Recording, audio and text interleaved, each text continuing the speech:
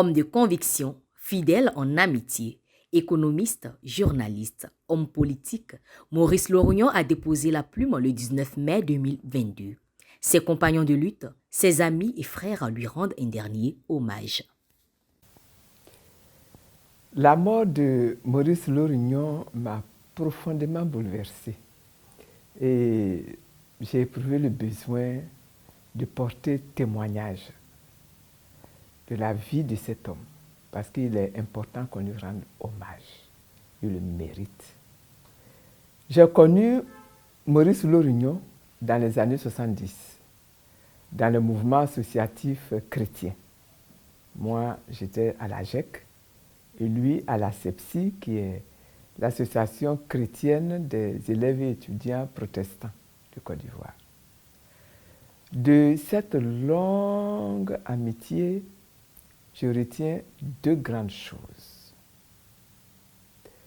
Au plan de son engagement politique d'abord, Maurice Lorgnon était un homme engagé politiquement et il aura consacré vraiment sa vie à l'implantation et à la consolidation de la démocratie en Côte d'Ivoire.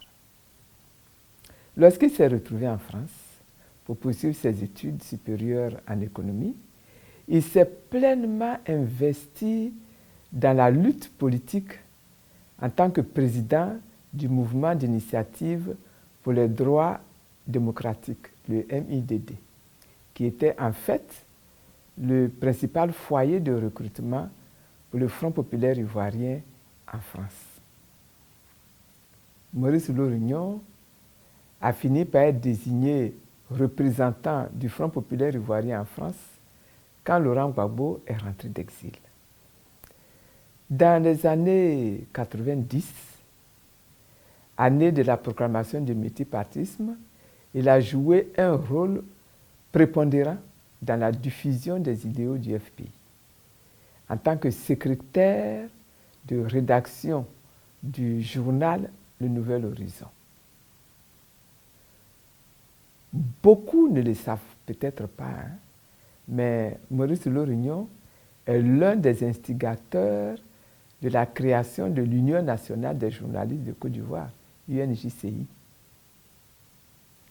En 2011, année de la crise post-électorale, il a été parmi les nombreux cadres qui ont été arrêtés et emprisonnés. Et je sais que sa santé s'est fortement dégradée pendant son incarcération à la prison de Bundiali. Lorgnon Maurice, c'est aussi et surtout le mouvement Solidarité pour Gbagbo.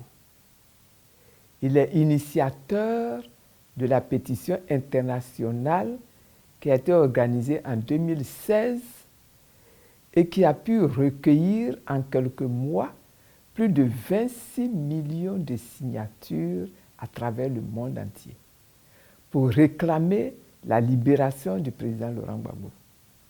Nous lui devons reconnaissance pour cette action. Membre fondateur de Ensemble pour la démocratie et la souveraineté, EDS, aux côtés du président Aboudraman Sangaré, il aura fortement contribué au rayonnement des idéaux de la gauche dans un environnement à cette époque-là qui était excessivement hostile.